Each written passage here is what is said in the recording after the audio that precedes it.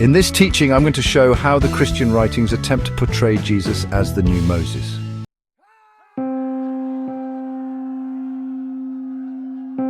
The New Testament, or more properly called the Christian writings, attempts to portray Jesus Christ as a figure deeply parallel to Moses, the Redeemer of Israel.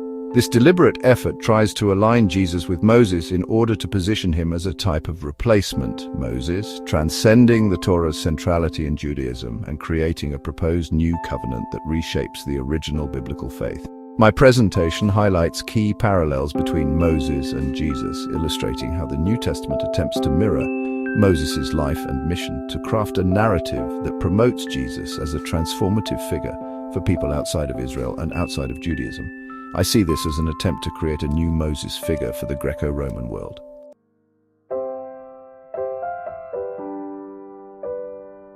Jesus, like Moses, is shown to be the good shepherd of Israel. Both Moses and Jesus are portrayed as shepherds in both a literal and metaphorical sense. Moses, who tended the flocks of his father-in-law Jethro, is often referred to as the shepherd of Israel, leading the Israelites out of Egypt's bondage and guiding them through the wilderness.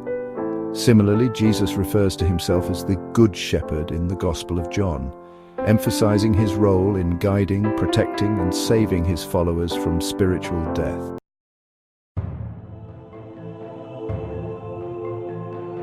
Both Jesus and Moses were threatened by wicked kings as infants. Moses and Jesus both narrowly escaped death as infants due to the murderous intentions of ruling monarchs. In Exodus, Pharaoh decrees the death of all Hebrew male infants, forcing Moses' mother to hide him in a basket. Centuries later, King Herod orders the massacre of male infants in Bethlehem in an attempt to eliminate Jesus. These strikingly similar accounts cast both figures as divinely protected saviors destined to lead their people.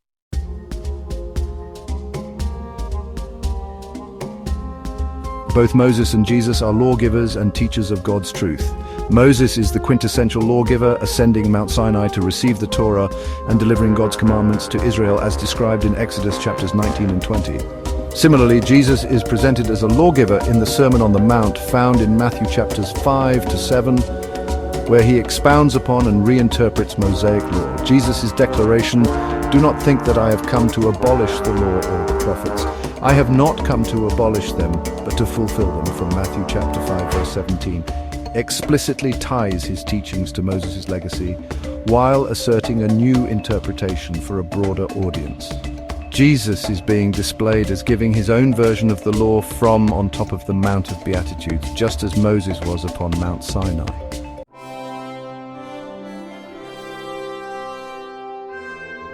Both Moses and Jesus are said to be deliverers from slavery.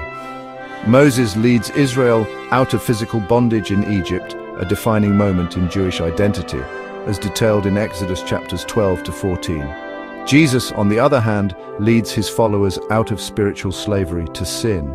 In John chapter 8 verses 34 to 36, Jesus declares, "Everyone who sins is a slave to sin.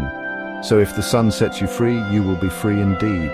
The liberation theme is central to both figures, but Jesus' mission is framed as a universal spiritual exodus rather than a physical one confined to the Israelite nation.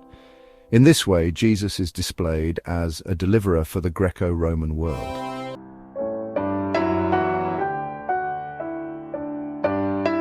Both Moses and Jesus are proposed to be covenant mediators. Moses establishes the Mosaic covenant between God and Israel at Mount Sinai, sealed with the blood of sacrifices, as described in Exodus chapter 24, verse 8. This covenant forms the foundation of Torah Judaism. Similarly, Jesus inaugurates a new covenant during the Last Supper, symbolized by the bread and wine as his body and blood, found in Luke chapter 22, verse 20.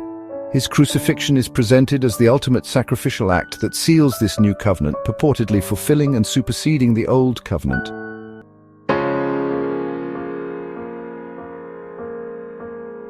A few other examples that come to mind of Jesus being portrayed as a new Moses are: Moses gave his followers manna bread from heaven in the wilderness. Jesus fed thousands of his followers with bread. He made out of nothing and then claimed that he himself was the bread from heaven. Moses walked through the Reed Sea on dry land to bring his people to safety on the other side. while Jesus walked on the Sea of Galilee and calmed the storm to get his disciples to safety on the other side. God spoke to Moses from heaven and the people heard. God spoke to Jesus from heaven and the disciples heard.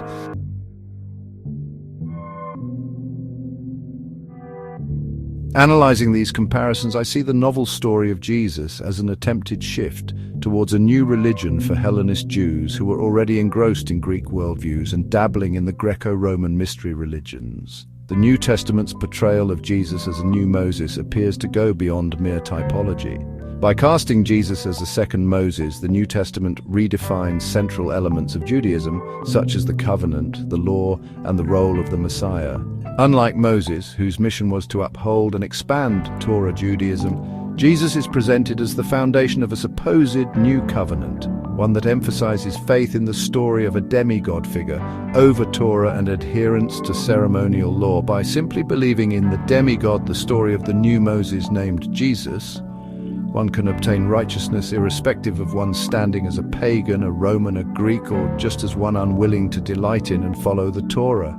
This shift aligns with the context of the Roman Empire, where Hellenistic influences and a polytheistic worldview dominated.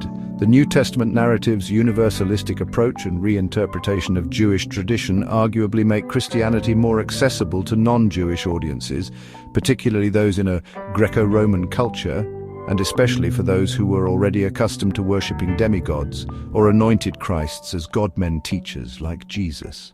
By framing Jesus as a figure who transcends Moses, the New Testament effectively establishes a new religious identity for Hellenist Jews and Greeks that diverges from Torah Judaism, accommodating the theological and cultural sensibilities of the broader Roman world.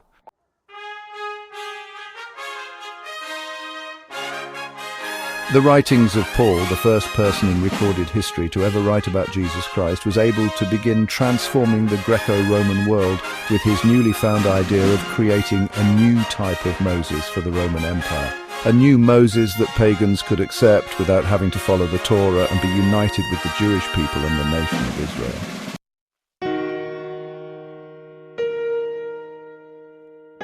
In conclusion, the parallels between Moses and Jesus in the New Testament are striking and deliberate, serving to position Jesus as a replacement Moses who fulfills and supersedes the role of the original prophet Moses and the Torah.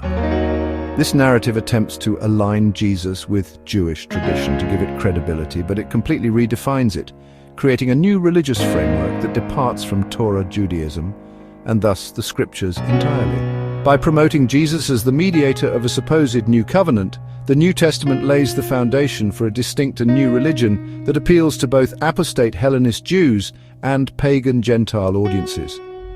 This marks a significant transformation in the history of faith and culture in the Greco-Roman world, a shift that the Roman Empire eventually found extremely useful to help it dominate the Western world by the power of the sword and the power of their newly found syncretistic religion, which they called Christianity.